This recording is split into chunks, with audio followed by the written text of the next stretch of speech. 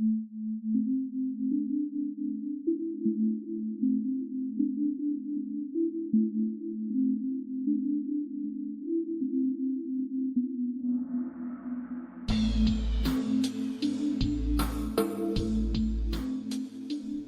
back to the Liberate Yourself podcast, where we are discussing ways to cultivate personal sovereignty and shift the current paradigm.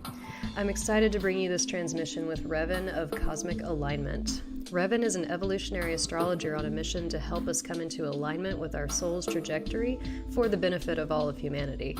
We get into a high conscious discussion about the multidimensional nature of the lunar cycles, the importance of the lunar nodes, and how the Pluto and Scorpio generation is here to transmute the darkness into light. Revan is a wealth of information and a generous soul, and there was much that was shared here today to help you on your own path of evolution, so let's get to it. We're in just such a crazy space right now. We're in this transitional initiatory phase. I feel like that's what's going on with me anyway. That's what I feel like is going on with everyone. First of all, I want to thank you for, joining me in this space at this specific time, because I think it's a really great time to be discussing astrology and evolutionary astrology from this perspective of where we're headed, or, literally evolution and how we're evolving. And I know that that's something that you're really passionate about, and, the direction that you like to take astrology in, because every astrologer is different. And the reason I asked you on is because I feel like you have this great future vision, and it seems to me that you're helping people, you're helping your audience and helping clients in this way of, how can we evolve to be, our highest potential. If you want to just start by letting us know, because I still don't even know, how did astrology find you? Like, what is your story with, coming to this practice? And thank you for inviting me to do this. Of course. This is the first podcast that I'm doing. So sure, earliest memories were back in middle school, astrology horoscopes on the newspaper. I had an interest, an intrigue. I was really just trying to play Sudoku, and for some reason the astrology right next to it was like, oh, okay, let's check that out. Yeah. I always intuitively sense that, like, okay, 12 descriptions for all doesn't really make sense, but I intuitively sense that, like, the psychological typology, there was something to that ancient psychological spiritual typology. And I picked up my first book, and I can tell you from the get-go, like, I already knew. It was just like you already did this before. Yeah, it's that sense that I get right now, that strong sense of purpose. I was in that little middle school child. I knew. And throughout the years, things like psychology from like Carl Jung or Sigmund Freud, or philosophies or Tibetan philosophies, and anything regarding human nature and evolution of consciousness was what I was doing. I was in the library. I was at middle school, high school, little nerdy kid. So yep. fast forward to now, May 2018. I from like age 20 to like 28, I worked in the matrix, you can say. I was a food production manager for cold pressed juice companies, raw food vegan companies, and I worked my way up. And it got to a point where, like, sure, I got my new car, I got my new apartment, I'm 27 and I'm in this really cool spot, and this could be my career, and I'm making really good money, and I got all my little perks, Capricorn. Yeah. I succeeded at all these material things. I'm good, Yep, on top of that mountain. Yeah, pretty much. That social ladder, I climbed it, and it felt great. I loved it. But after a while, it was not fulfilling. I had totally abandoned astrology, abandoned music, and then I came back to it. I left all that behind, and it was hard because it was security, it was money. Yeah. And I went back to my dad's, and I minimized my expenses, and now I'm just rebuilding, hustling on the side to get the bills paid.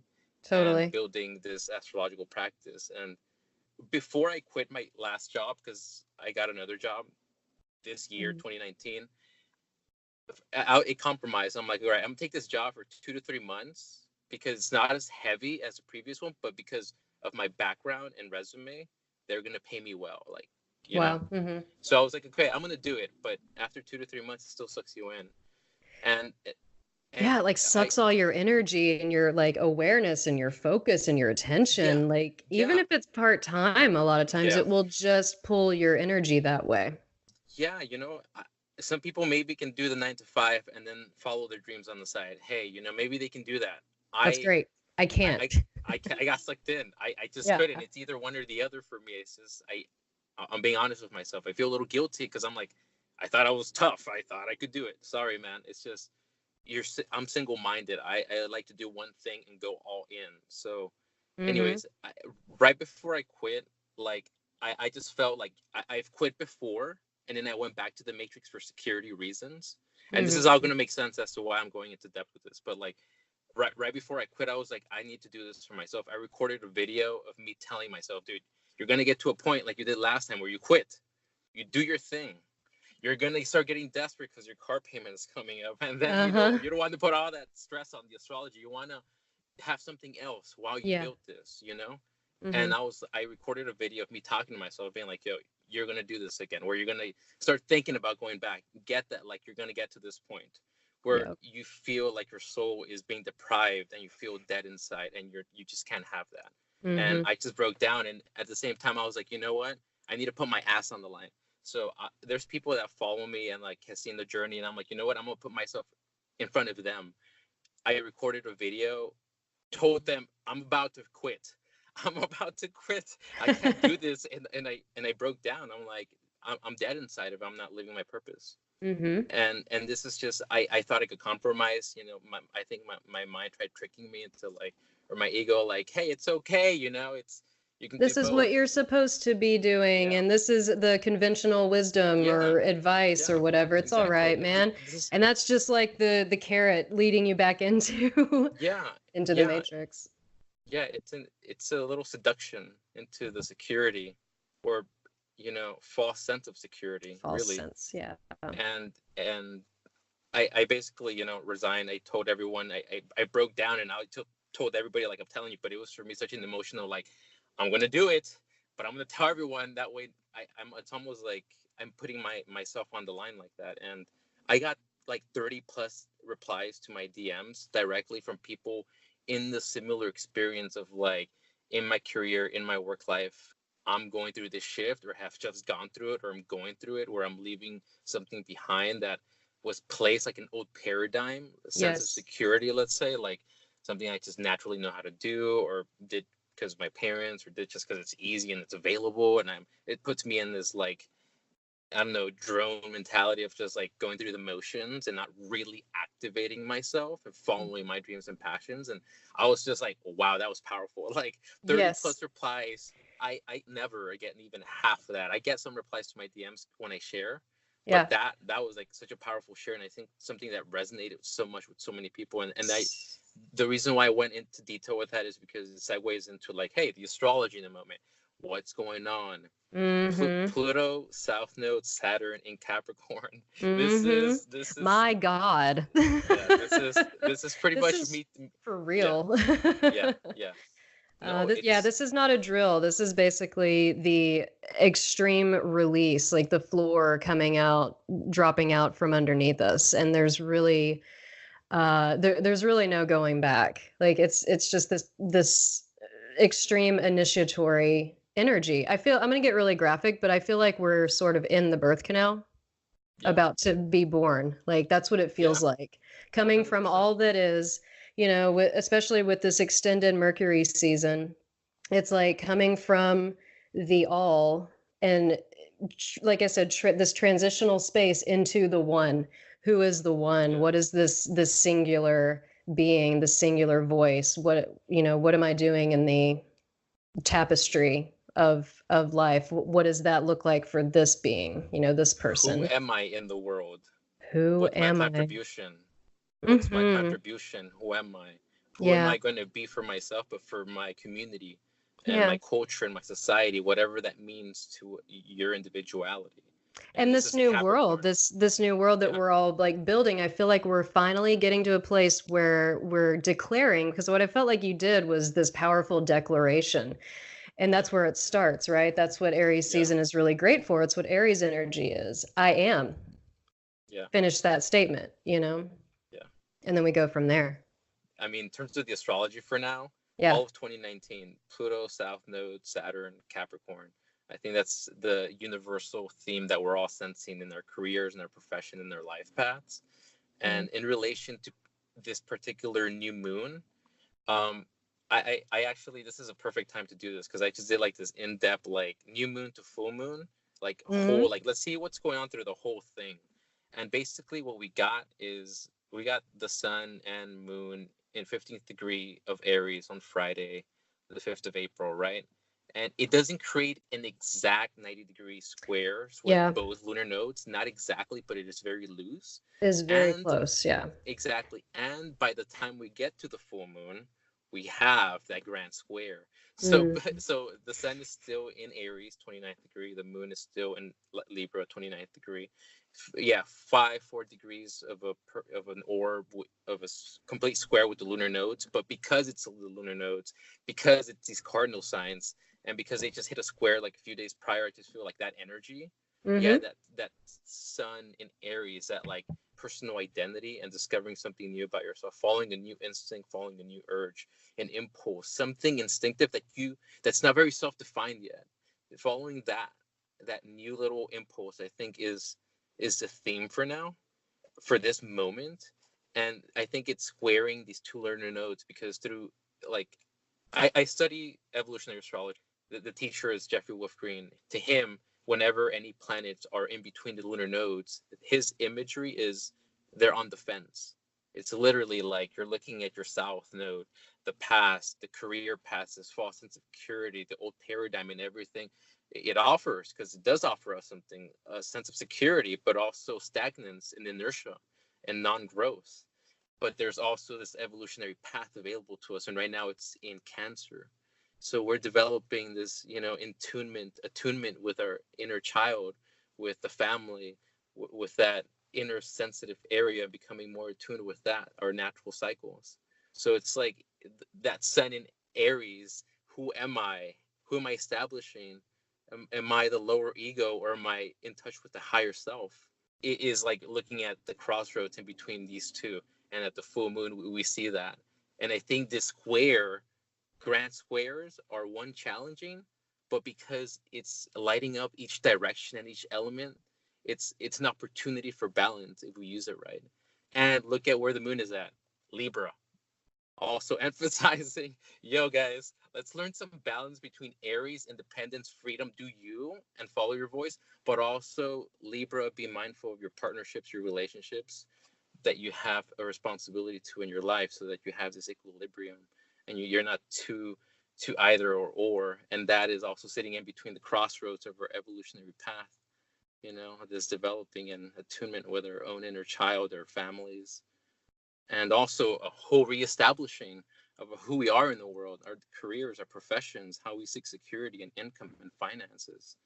And also like moving forward from this, the axis of Capricorn Cancer is also, coming from the more traditional conservative, overbearing, masculine society, or overwhelmingly masculine dominated society, and how can we incorporate Cancer, the feminine? How is the divine feminine going to be incorporated in creating balance in this new society? And how do we nurture ourselves? How do we nurture each other? Yeah, how do we nurture those relationships? Because it's not all about us. I feel like we've come to this place in society where we're so separatist, and so, especially here in the States, like we're so individualist, but it's almost, the scales have been tipped too far, in that where we are so separate, we feel like we literally are. It's not sovereignty. Sovereignty is something different. It's holding oneself in that way. It's really embodying oneself and then offering that to the world. But what we've been seeing is this real walling off of the self to everything, and hoarding of resources, and hoarding of our emotions and our care and our love, essentially. And I think that that's what the the North Node being in Cancer right now is really helping us do is redefine how we use our power, because the softness really does have its own power. I mean, the power of the mother. Think about your mother. Like, she really had all the power with you, or you know, to birth you and raise you and to be present with you. Like, that is real power along with the masculine. Oh, we need to forget like all the masculine principles or anything. I'm a big lover of the divine masculine. It just feels like there needs to be, yeah, like you said, I feel like this Libra full moon is going to sort of balance the scales as far as that energy goes and help us to realize how to do that going forward. And about Capricorn, definitely old patriarchal structures and systems. But have you ever watched House of Cards? Yes. Okay, so Yeah. that dude that got let go or whatever, Francis, Mm, that's Capricorn energy being released right now. I'm gonna seek domination, influence, control by all means necessary, lying, cheating, killing, stealing, like whatever, for totally. my own self benefit, like just Yes. me. So Mm-hmm. instead of being that, yeah, we're letting go of those karmic patterns. It's more, but I also have to say this, like, you got to get, I feel like this is a collective wound that we're dealing with. It's almost like that's compensating for something. North Node is about, Cancer is about feeling at home wherever you're Mm-hmm. at, you Mm-hmm. know. Yeah. Like being like a crab, being able to have your home wherever you go, being able to walk on land or walk on water, and being able to be at home both in the physical and material, or within in the inner world. And Mm-hmm. I don't know, so yeah, I like to kind of, I don't know, have some empathy and to try to practice some compassion, because I'm like, these politicians, to some extent, they're representing human nature Yes. a lot less than, Yeah, oh, figureheads it's of that. Yeah. yeah, yeah. I like to think I wouldn't do that if I were them, but like, I think to some degree anybody in those positions would have. I don't know. I think this is a collective evolution, so I don't Absolutely. try to like shun anything as like so terrible and bad. I'm like, for some Absolutely. reason, it was an evolutionary necessity to have gone Mm-hmm. through that. Mm-hmm. So yeah, I totally Absolutely. agree about the North Node in Cancer. Mm-hmm. Mm-hmm. And Bringing in more caring and more love, literally, you know, and recognizing how that can be incorporated into society. And yeah, it's beautiful. I mean, basically what we're doing with Saturn and Pluto coming together, it is starting. If you wanted to talk about cycles and lunar cycles and how that shows up, what you can see in each phase, I find it really fascinating that, you know, we are starting. Saturn and Pluto only come together every 38 years or so. I was actually born in the last one. And mhm, so it's essentially like a new moon. It's seeding something, yeah, right? Like it's some, yes, something is dropping away with that, you know, last, because in the last quarter phase, in the balsamic phase, that's when, you know, whatever it will not be seeded in the next cycle is removed or released. But yeah, what yeah, have you said you were really looking into lunar cycles lately, and yeah. from different perspectives. Where have you been with that? I mean, I'm just gonna give you a quick background. So, I mean, I've been trying to experiment with like, should I do monthly? Should I do weekly horoscopes? And to me, I'm like, wait, doesn't it just make sense to make lunar cycle Yeah. like updates? And I think a lot of people just put an emphasis on, hey, the new moon, or hey, the full moon.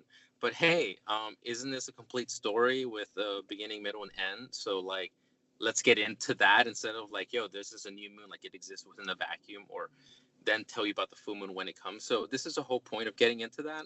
I picked up, I looked into this book by Barbara Hand Clow. Like, Yeah. she's this renowned astrologer, shamanic practitioner, like a bunch of awesome books. She's channeled the This Pleiadians, and the Alchemy of the Nine Dimensions was one of her books I've read. there Yeah, she's awesome. there you go. So the one in particular I'm talking about, it's the one where she channeled is Palladian, um, a new cosmology for the new age of light, talking about, The Pleiadian Agenda, is that the one you're talking yeah, about? Okay. yeah, there you go. There you go. So it talked about the 13 lunar cycles within one solar year.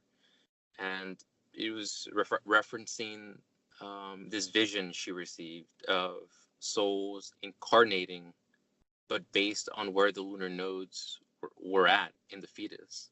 Like, it was based on the lunar nodes because they had to come in with a particular type of karma and a particular type of evolutionary path. To Mm-hmm. me, I mean, through the evolutionary astrological approach, the lunar nodes become incredibly important. So to hear that, I was just like, oh my God, it just resonates with me so well that like Mm-hmm. people or the soul. And she said there's like this organic, almost like drawing from the fetus to the soul, this connection that's made. It's like this very fluid, organic, etheric process and mechanism going out there, you know, in the higher dimensions that we're totally unaware of. We Mm-hmm. we we are born through. So yeah, just in exploring that idea, 13 moon cycles in one solar year, to me it's just like, wow, if we can just talk about the 4 seasonal changes, you know, that pertain to the solar year and 13 lunar moons, then we're really talking about cycles and Yeah. study of time based on these higher, I don't know, these higher powers, these, you know, that actually have some effect on life on Earth, like the spring Mm-hmm. equinox. Undeniably, whether you're talking about Aries constellation being in alignment with spring equinox or not, we're still talking about this certain astronomical phenomenon that happens between Earth and the sun. So Yeah. same That's with, what go ahead. real quick. That's what I feel like astrology is. I mean, it's the cosmic clock, right? Yeah. And everything, you know, microcosm, macrocosm, it's, you know, a bit like a fractal is how I see the cycles. I mean, on a small scale and up to a bigger scale within each other as it's spiraling outward, you can see that in most things. I just wanted Yeah. to interject that. Yeah. Yeah. And so something that she had mentioned through this channeling was something about humans evolving, the Earth's orbit expanding so that this cycle of 12 and this clockwork cycle and circle of 12 has like we've expanded from that Mm, to this other dimension. So now to get in touch with those higher dimensions, this 5-dimensional, 4-dimensional worlds or dimensions, we gotta like follow these 13 lunar cycles to synchronize to that beyond the 12, because now we're spiraling upwards instead of, you know, mm-hmm. going back full circle. So I'm exploring this idea, but it seems to be like a common one. Apparently, civilizations have had, like, you know, their own calendars that actually track what's called the metatonic cycle. Yeah. The metatonic cycle is this 18.4-year cycle of the lunar nodes returning back to their original place. And they use this to indicate when there was going to be lunar or solar eclipses, because this only occurs when, yeah, you know, the sun or the moon fall in alignment with the lunar nodes. So in exploring that, yeah, that you know, I've been now kind of sharing, you know what, I want to just start talking about lunar node, and I mean lunar node slash lunar cycle energy, and Mm-hmm. start following that, because there's no, the thing about astrology is there's no definitive, there's this one encyclopedia that's going to tell you everything and you're going to learn Yeah. everything from it. I was There just never actually has been. mentioning to somebody, exactly, I feel like we started off really well and then it got discarded and Mm-hmm. invalidated to the popular opinion, and I Mm-hmm. feel like now it needs to be updated, it needs to be Mm-hmm. integrated and synthesized with the current discoveries and what's going on now. Yeah. And so I feel like I'm in this phase of experimentation of like, okay, let's check this out. Let's Yeah. talk about it, share it with Let's people, and through correlate their, this. yeah, and through the feedback loop of people's experience and what they share, let's see what's going on. Let's see, you know, because I Hmm. don't know. I'm not gonna Yeah, say this is exactly what it means, guys. I I know. don't. Yeah. That's what's funny about being an astrologer. There is no, you're right, definitive, like right or wrong. It's not concrete and no one knows. It's really up to our interpretation and yeah, experimentation and feedback. It's very scientific in that respect as far as I'm concerned. And it's ever evolving, just like we are, just like Hmm. the planet is. I mean, that's why I feel like it's, you know, the cosmic clock for us to track these things. How does all of this help you with your clients? Like, what are your clients experiencing as far as this sort of jump in this spiral up? in evolution that, we can call it whatever we like, ascension, or, switch to new dimensionality. Or I think it's a better understanding of our multidimensional selves, and we have more access to information now. We're being given more access to this information. What have you been noticing, or what is the feedback so far that you've been getting from your clients, and what have been your observations so far? I think the birth chart is like this archetypical pattern in the fourth dimension that we can choose how to manifest in the third dimension. So I feel like people become really objectively aware, like almost step away from the third dimension, start seeing this pattern within their lives that's this dynamic that's always playing out, and they get to choose how to manifest it. But now they have this map, this blueprint that they already intuitively sense to some degree or another. They already knew this, but like, yes, it's so clearly laid out. I have no idea who you are. I know nothing about you, but I'm telling you everything about you and pinpointing it. And it has to do, and something about the evolutionary astrology approach. I'm not just saying, I sometimes don't even touch the rising sign. Okay. Like to me, it's not descriptive. It's not, well, you're detail oriented and you're very logical. It pertains to, I go into Pluto and the lunar nodes, which if anybody's a little familiar with evolutionary astrology, it's just about looking into the unconscious aspect of the individual / the underworld / Pluto archetype, and then looking at the lunar nodes and as indicative of past behavioral patterns, south node, and how's that's manifesting by house, by aspects, and that's going to tell you a depth of information as to Pluto, what they came in here with, the desires and the content by house, by aspects, and then South Node, how they express that as an ego in the past. And then through the conversation with them, we then get in sync with how they're manifesting this. Because for some people, they get really clear that they've been working on their evolutionary path. When you have trines, harmonies with Pluto and the South Node, you've been on that path. You've been working on your evolutionary path. But when you have these challenges, these oppositions, or these squares, and you point these out, it's like, yeah, let's be objective about it. It's not like just maybe something you do sometimes. This has been something your soul has done. Yep. You keep doing, and it's going to keep you in this cycle, and let's just get real about it. Yeah. That's just what it is. If you want to move forward, you got to really look at the data and look at where you're going, where your soul is like asking you, pulling you to go. Sure. Astrology requires introspection and some definite self-honesty, and I think that's what it helps with. And so that's the approach initially, and then we start getting into the evolutionary path, North Node, and the evolutionary intention, the Pluto polarity point. And I explain this, and it's like a journey. It's really like a conversation. It's like this back and forth of them sharing their experience and me pointing out these archetypes and them sharing how they come alive, and then through their stories seeing the mirroring in the other aspects, and then sharing in this back and forth. So by the end of it, I think the inner dynamics of this is what's pulling me back in the more familiar route that leads to more inertia and stagnance and familiarity and non-growth, South Node Pluto, and then getting really clear on the evolutionary path, North Node, the evolutionary intention, the Pluto polarity point, and knowing the dynamics and the subtleties and the nuances between both on this energetic archetypical level just makes everything else on the surface level, on the three-dimensional, like all those details, just like it's so clear, all that like this vanishes into, it's just no longer important. The archetypical becomes like, okay, if I make these choices that are in alignment with this, right, then everything else gets resolved. It's all based on this. So that clarity is definitely something they walk out of, and there's usually like this big sense of like, oh man, okay, they don't know what to say. Exactly. It's just a lot of information.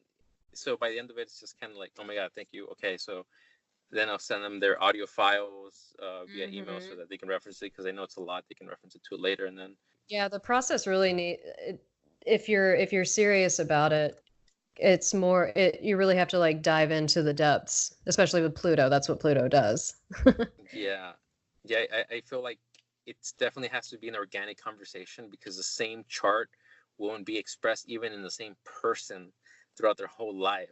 It can be a lot sometimes doing these in-depth readings, but going in depth through that conversation, I think is way more valuable than getting an automated, computerized, this is your Venus house position, aspect positions, having like these 20-30 pages of like, aspects separated. That's valuable, yes, but a Yes. synthesis and Mm-hmm. that organic conversation, I think Mm-hmm. is way more valuable. Well, yeah, bringing it into the multidimensionality of who we are. A lot of times, especially astrology is kind of, well, it is making its way into the mainstream now, and you can see how it is materialized or kept in that like third dimensional, like this is my personality, or like Yeah, psychological, which again is helpful for some people who aren't very self-aware. It yeah, does help some people, but when you want to go past that, when you are looking to really, when you're feeling called to actually evolve and actually do what you're here to do, when you're one of yeah, those people like us where it's like, no, no, no, what am I doing? yeah, yeah, I feel these crazy intense urges to break free and be exactly, the embodiment of what I'm here to do. yeah. I think that evolutionary astrology is a great way to find those things out and to, I mean, evolve quite literally. Yeah, and can I give you, let me give you two quick examples because I Yeah. literally just shared this with in my stories on Instagram, and I'm just like, this is just a perfect example of people that the whole world is aware of. We can see it clearly, and it makes this North Node like highly philosophical, lofty ideology very real to us. So check this out. So I looked up the chart for Elon Musk, Oh yeah, he and has a good one. yeah, he has the North Node conjunct Mars in In Aquarius. Aquarius. Yep. So yeah, North Node, evolutionary path. Aquarius, humanitarian, progressive, working to solving problems that are large scale and affect progressive collective evolution in this very Hmm. innovative, revolutionary way. Come on, I And mean, has this that is drive to do it, that drive, oh, that dude, like Mars, mental drive. Mars is right Mars. there. It's like, no, we just need to do this because that's why. I mean, when you hear him talk about things, it's like he's not, there's not ego involved. He's literally has that drive to come up with the ideas that are, Yeah, and to implement an experiment that will help humanity, like yeah, Aquarius. I mean, it's yeah, so clear. Yeah, I love his yeah, chart. It's yeah. great. I, Very good I honestly, example. yeah, I love listening to these people that I feel inspired by. And when I listen to him, he talks a lot about, hey, if your competitor's going to work 40 hours a week, you got to work 100 hours a week. Like, yeah, and I'm like, this is Mars slash conjunct North Node. You just got to get to work and Just hustle do and it. do it. Exactly. Yeah. And it's very, I don't know, it's just, he's a little awkward, a little, but he's got that abstract, cerebral, intellectual, Yeah.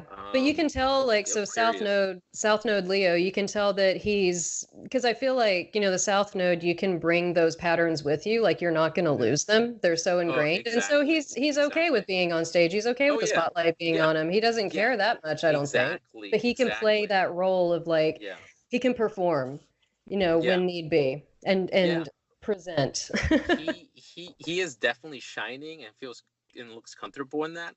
But I feel like where we can see the evolution in the soul is when he uses that south node, but the north node, that altruistic. It's about humanity, not Leo, my ego.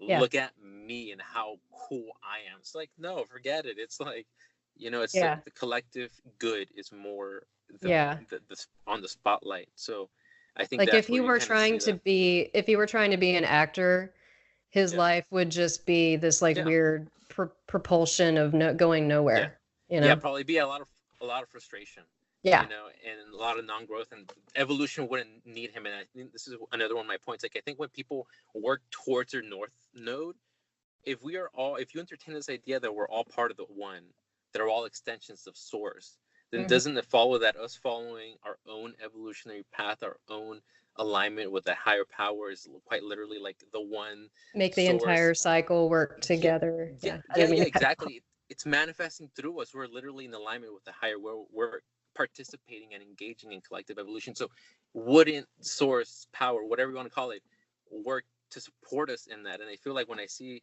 somebody like Elon Musk following his path so much and seeing the success, I'm like, dude, the universe is probably like conspiring to make this work because it has Make him the guy yeah, that's going to take us to exactly, Mars. because And he's that's putting what in the else work. is so funny. Yeah, yeah, His Mars being on his North Node. I hadn't put exactly, that together yet. exactly.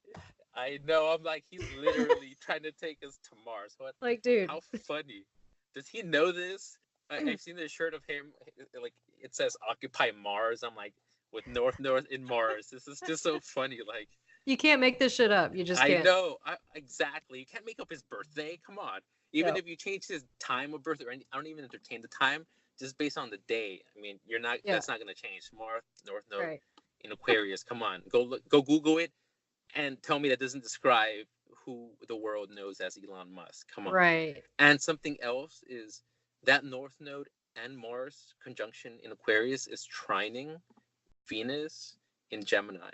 So to me, when we see his high design, his aesthetic, that's Venus coming through in alignment with that Mars conjunct North Node. Like aesthetics, design is a big part of it. And another one I want to segue to is Steve Jobs, North Node conjunct Venus in Capricorn. So yeah, he's in Aquarius as well. So already naturally having that humanitarians trying to solve problems for the collective was part of his makeup.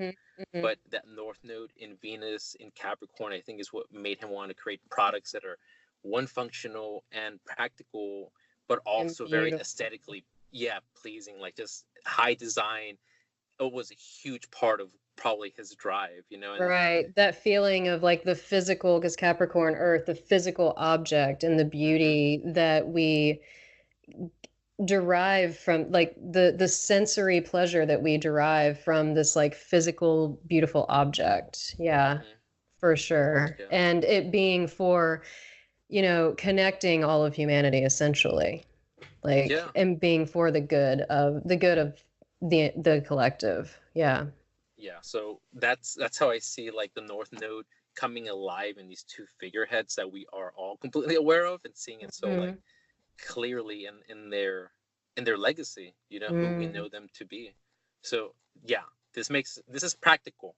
Like looking up your North Node by house and aspects is like, you activating that, I think will make it so that the universe is working in your favor once you're making efforts and steps in alignment with it. That's just gonna be like, yo, do it. We're I know. all in this. When you're doing that, you're supporting everyone and yourself. Like, yes. It's true. I love that. It's true. I mean, I know that it can be really overwhelming, everything that we're talking about, especially if you're, green or just new to astrology. But I agree, if you just looked at your North Node, like, yeah, I know your sun, moon, rising, what have you. But if you just looked at your North Node and just acted like that, and just brought in those, I can speak from personal experience. That's the whole reason we're talking right now on a podcast. It's the whole reason that, I'm moving towards my Cancer North Node that is very unfamiliar. As soon as I started doing that, the universe does, it conspires and sort of opens up this pathway. It's like, now you're starting to get it, now things will come, people, places, things will come into your path to like help you along the way. And it can make your life so much easier, your evolution so much easier to follow that path. So getting back to Pluto, Pluto is generational, essentially. So we could relate the millennial generation to the Pluto and Scorpio generation. And this is something I know that you have a lot to speak on. And I feel like they have a lot on their plate. I'm Pluto and Libra. I'm like a very young Pluto and Libra. So, but I love the Pluto and Scorpio generation and what they are tasked with uncovering and transmuting. When you think about Scorpio, it's that deep, deep alchemy and drilling down and getting to the bottom of something and uncovering it and literally like turning it into gold, finding the reward in there. So for one, how do you feel being part of this generation? What do you feel like you're tasked with, like for that like segment of history? our generation, Pluto Scorpio guys, we're here to uncover some dark stuff about our family karma, ancestry, and we're ending cycles, regenerating them, and it's working through us. And so all those dark nights of the souls that you experience early on is so much ingrained in your DNA of your ancestry, and we manifest it to work through it. We're literally like alchemists, shadow workers from a very, very early stage. This is what we chose. Scorpio, the way to understand any zodiac sign, in my point of view, is to understand the sign before it that it evolved out of and the sign that he's evolving into. Scorpio is evolving out of Libra. In Libra, we enter relationships. So Scorpio kind of like is what is brought up when we establish and enter relationships. So this muckiness, this darkness, these traumas, these deceptions, manipulation, this controlling, this psychological warfare and like darkness within the family, within your own patterns. This and I don't this okay, so I'm talking very almost like in a negative Pluto tone, but like that's because that's kind of like I mean, if you're going to deal with evolution, you're turning dark into light. So that's the darkness of a theme. But the thing is, look at Pluto and look at the aspects it creates. Because some of us have Pluto with like other planets and water signs trining, harmonizing with this Pluto. So it shows emotional maturity. There's been evolution, spiritual maturity, emotional development done in the past. They've worked through this. So some of this might not resonate with some individuals that have done that work in the past. But for a lot of us, and I'll share that I have my own moon in Aquarius squaring my Pluto and Scorpio. Like for me personally, it's I manifested through like a lot of the way that men try to control women in my ancestry and my family lineage, and the volatile feelings that's come up in women as a result of that. That is almost like something that I witnessed, inherited, and had to work through and saw like almost playing out in my own relationships. And that to me is very incredibly Scorpio of the controlling, the manipulation, the psychological, the emotional struggles and the power struggles. All that is incredibly Scorpio in nature. And it summons up out of being in relationships with Libra. But like you said, it's supposed to be transmuted, rebirth, regenerated, to evolve into Sagittarius, which is higher realms of being and consciousness. So we're quite literally, I think, like we're tasked with uncovering, exposing the darkness and the karma of our family and our ancestry. Because what is collective evolution besides you're literally like evolving your genes, your genetics, your DNA that you inherited from your family, your ancestry, and these genes and these abilities. If that's one way to look at it, Epigenetics, yeah. So that's one way to look at it. Pluto Scorpio generation, and like I said, that's the theme of it, but it's not always going to resonate with everybody, is what I'm getting to. So looking at that's the generational theme. Now looking at your own Pluto by aspects, whether there's trines, squares, oppositions, will tell you how this is manifesting for you. Any squares are just like something that you need to resolve. Would you have any planets in Leo? And this Pluto and Leo, there's power struggles. There's very fixed will. There's like, I want it my way, but there's this emotional, almost turbulence and violence and maybe manipulation that can be kind of covert sometimes. Scorpio, Pluto, or Aquarius squares. I mean, I can tell you from experience, it's very hot and cold feelings of like intellectually trying to rationalize my feelings, but like very detached from them. Intense. Yeah, trying to detach from them, but like really having intense emotional, I don't know, experiences. So like having these two, and something about squares. Imagine like there's something playing in the background, the radio's playing a song you don't like. You have to get up and change it. Squares are the same thing. There's something you have to resolve. It's not negative. It just means that these two planets are in signs that don't speak the same language. So one's deeply emotional, one's intellectual and airy. So they just got to learn how to speak to one another and resolve that. Same with Leo fire and Scorpio. So, and if you have any trines, to anybody listening, if this pertains to you, trines, other planets in water element signs, that those are harmonies. These are strength and abilities and basically your spiritual powers. These are like things that you've developed, and that in this lifetime you might be like a fish to water. You're like, this is just who I am. Like, I've never noticed. Oh yeah, well, guess what? That's very unique about you. Like, and that's actually an awesome ability that you've worked on so much in the past, that like it's not just a natural blessing and a gift and a talent that you should capitalize on, because isn't astrology like a self-awareness too? And we're all learning in the world of so many unique individuals, like capitalizing on what you're unique on and your natural talent is probably the way to go to like make your life easy. And Well, yeah, because Pluto Pluto is power. yeah, That, and so basically it would be like cultivating your own power. And I like that you said bringing in emotional maturity. yeah, That's really important, because you can't mature emotionally unless you really become intimate with your emotions, for sure, and really hold them. That's all really good advice.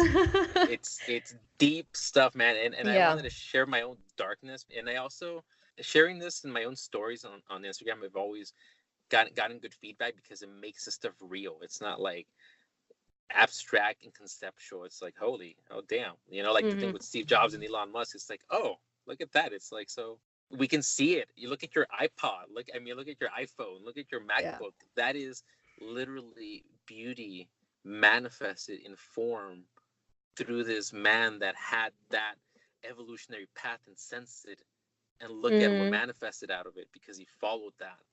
That's the Yeah. power of that evolutionary path. It's like, And when you yeah, look at yourself as a conduit, essentially, for these energies, conduit not meaning like you're just an empty nothing and you don't have an ego or you don't have a sense of self, but I feel like it's a very powerful way of framing our growth and our evolution in this lifetime, is to, and that's what astrology can help with, and many other systems, but to sort of view yourself as this vessel or this conduit for these energies to proliferate or come through and contribute to, again, the larger cycle that we're all creating.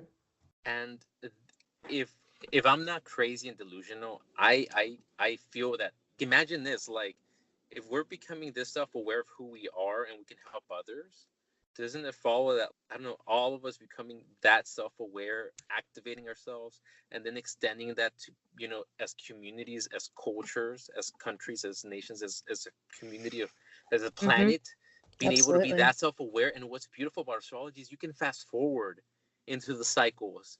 And this is something that I'm even starting to look at. I'm like, dude, okay, so right now, this is where I'm meant to be. This is okay. I'm supposed to be at ground zero. Okay, Yes. cool. And that's what I feel like. I'm like, okay, but then I look fast forward at like these certain years, and things just like click at Yep. multiple levels. I'm like, okay, I'm Hmm. working towards that activation. So now it's about everything building up to that. So it just brings the whole life cycle into perspective when people can do that. And you can, bringing it all the way back around, you can, throw out that matrix idea of you should be at this place at this time and have this, achievement Yeah. or accolade or what have you. It just throws that out the window, and you realize how false it is. You realize how false it is that those standards would be applied to every man and woman and child or whatever. Like, it's absurd. And I think it exposes all of that for the absurd narrative that it has been. I'm And I really think emotional that's, about that. no, I totally get you. That North Node in Cancer, I think it's getting in tune with your intuition, with your cycles, with your subjective timing. You, that's it. Yeah. There's you. Like your development is your own timing. You're that Mhm. special. Like getting in touch with that. I think Mhm. there's a lot of power in that. And something about, I follow Gary V. He's like this Yeah. entrepreneurial social media Gary dude, right? Vanderchuk. Mhm. Yeah, there you go. And like somebody asked him like, what's the ROI of like basically saying F you to the system and like doing your own path? What's the Yeah. ROI of that when you start off at zero? He's like, speed. Yeah, and so anybody that gets it, it's like, yeah, I mean, when you work against your evolutionary path, everything Mhm. is gonna come down anyway. So I think this is what that South Node and Pluto and Saturn, I think, is, and this is something that Jeffrey Wolf Green says, it's, especially with South Node, the past conjunct Pluto, it's like this coming back around, this karmic completion. So if you have not been working on your evolutionary path, who you're supposed to be in the world, disintegration, ground zero is where you're at right now, and you're trying Mhm. to find and seek that career path that's going to have the potential for you to seek that higher meaning and that self-expression, that authentic self-expression. That's the path. But, for some people that have been, they might be the ones right now that are totally like in their path. Like, they're good, and sometimes, honestly, I look at some of these celebrities and like, I see, like, even though some people might judge them because they got face tats and all this, but I look at their birth charts and I'm like, this might be an incredibly evolved individual, and this chart shows this. So I'm open to that idea that even though they're like, they might have a certain image, they're an artist. They're trying to play a persona, and the chart kind of shows like, and they're doing it. There might be a good reason why they're shining at that level, and other at this people are not. At this time, yeah. Exactly. And this is very appropriate for everyone going through their Saturn return right now in Capricorn, especially, It's that, and, please speak to that. And I was going to say, and guys, we have it good. Like, we're not just going through one Saturn return. We're also going through Pluto, we're going through a Pluto return. Well, not really, but like, as we're going through a Saturn return, Pluto is also going through our Saturn. You get me? So wherever you have Saturn in Capricorn for that generation, Pluto is coming through it as you're experiencing your Saturn return, is what I mean. Wow, so, I don't know. I think there's something, I don't know. I feel like I meant sarcastically. We don't have it good. This is like terrible. This is like the worst Saturn return that you could probably have, and we probably had it worse. On the South Node, for Christ's sake. The South Node, and with Pluto, and with Saturn. I mean, Saturn alone is bad enough, but like with the South Node and then Pluto. But I think we chose this. This is like, this doesn't just happen all the time, but to happen when you're going through your first Saturn return, you're like, consider yourself privileged. Yeah. And don't think that, like Tony Robbins says, like, don't think that like life happens to you. Life happens for you. Like, you chose this, you designed this. This is where now the stage is set, and now it's like, all right, you asked for it, go ahead, do it. Like, you obviously came here to be a revolutionary, to revolutionize things. And this, so do it. And this pertains to the Saturn the generation right now that's experiencing their first Saturn return. If you have your Saturn return around this time, then you're usually born around the late 1980s or the early 1990s. And something else that pertains to that time that's special to that generation is what's called the Capricorn stellium of that generation, where we had Uranus, Neptune, and Saturn all in Capricorn, specifically late 1980 to like mid 1990. But throughout 1985 and 1995, those three planets, because of their slow movement, were within orb of that, but particularly during late 1980 and early 1990. And so that little generation, this is Uranus, innovation, creativity, revolution in Capricorn, in the status quo, in the material, who we are in the world. So just, I don't want to go through the whole alphabet of it, right? Because there's so much detail. So just to summarize it, this is the paradigm shifters. Is what Stephen Forrest literally called us. He created a video about it, and I kind of shared a little clip of it on my page. Oh, cool. And he's like, these are dreamers, Neptune, revolutionaries, Uranus, of the world, Capricorn. These are like, and he went through like back in history of what form can be. Like, that's the Saturnian principle: form, time, or the mythology, the collective mythology. Yeah. Or the, who are we? What type of society are we? What type of civilization are we? How do we relate to one another? What are we building? Yeah. What's the structure? How do we relate? What are the norms? What are the customs? That's why we see all these gender roles of how things were done crumbling down. This is ground zero. Yeah. And right now, I think this is beautiful too, because as Uranus enters Taurus, another Earth sign, I think as Uranus in the next 7 years goes through Taurus, it harmonizes with the energy of this Capricorn stellium during their natal charts. This is something I haven't said yet, but this Capricorn stellium generation from like late 1980s to like early 1990s, with this Uranus in Taurus, this is harmonizing with their Capricorn stellium. I think this is innovating, revolutionizing. This is like, okay, guys, it's time to break away. It's time to manifest these very, like, this beauty, Taurus. Physical beauty. Yeah, but in this very revolutionary, innovative, very unique way Mm-hmm. that you're just literally tapping into the frequency of the one mind, and you're channeling what is required for collective evolution. I think this next 7 years is activating this Capricorn stellium that is going through their current Saturn return. So Yeah. there's a lot of layers to that. Oh, yeah. I don't want to say like, hey, just Saturn return, but Yeah, because the Saturn exactly. return generation is part of a very specific generation, and that's why. And I think that Uranus and Taurus is only empowering us in the Mm-hmm. next 7 years. And that's one way to look at it. Yeah, it's one way. And just really quickly, so anyone who is Taurus is basically the earth itself, Mother Earth, ecology, and food systems, and currency, money. So if you're interested in overturning or revolutionizing any of those areas, go for it, because this is the best platform and the best atmosphere to be able to really make leaps and bounds forward with Uranus being there. He's going to help us. I think it's going to help us really bring this new Earth vision. It's not a vision anymore. Now it's, okay, what does the matter actually look like? What are we planting? What are we harvesting? What are we, growing? What are we harvesting in the end for the next 7, 8 years? Uranus is the new frequency, the new paradigm, that new Earth. Taurus is the builder. Yeah, That's definitely. what's going on for the next 7 years. So if you're doing that, the universe is going to help you out.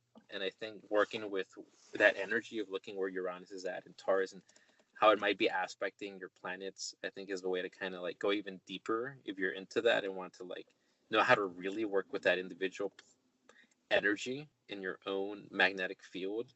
I think that's next level stuff. Mm-hmm. Just for Yeah. anybody that might be at one point listening and might be like, huh, let me see. Yeah, You yeah. know, yeah. So, Well, man, we've covered a lot of ground. We're gonna have to do this again too. yeah, I know, right? So we've brought up a lot of topics, and how, if someone wants to work with you or get more information about their personal chart, how can they get in touch with you? Right now, Cosmic Alignment, Cosmic with a K and a period between, Cosmic and Alignment on Instagram or Facebook or YouTube. Mm-hmm. These are my 3 platforms, but you can book me through the booking feature on Instagram, reach out through DM. I'm going to be putting out like a lunar monthly subscription-based, thorough, in-depth guide to work with all the planets' current positions for the current lunar month, starting this month. So there's always going to be that if you want to like not spend like the full amount for like a full reading, which is usually like a 2-hour in-depth Zoom meeting. You get the MP3 file afterwards, and honestly, I always create relationships out of that.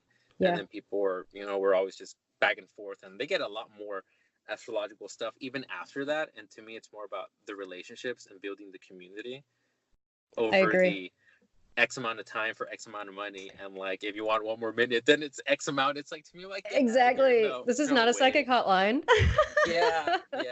It is about the relationships. I feel the same way. I always like connect with people in some way very deeply and very genuinely. Thank you for saying that. Wonderful. And you make really beautiful, aesthetically pleasing content as well. I really love it. Hey, I got that North Node in Venus. Yep. Yeah, so that's why I was noticing that about them. But yeah, anyways, thank you very much.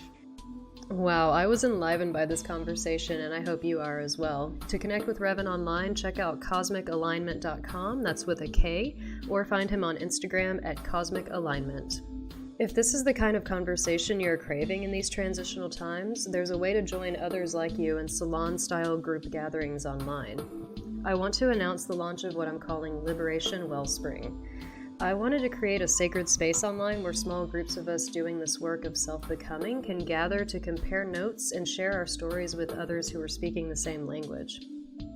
To find out more and get on the guest list, visit tristadedman.com and click on Online Gatherings, and there's also a link in the show notes to this episode, and I will send you more information from there. Thanks for listening, everyone, and as always, take care out there.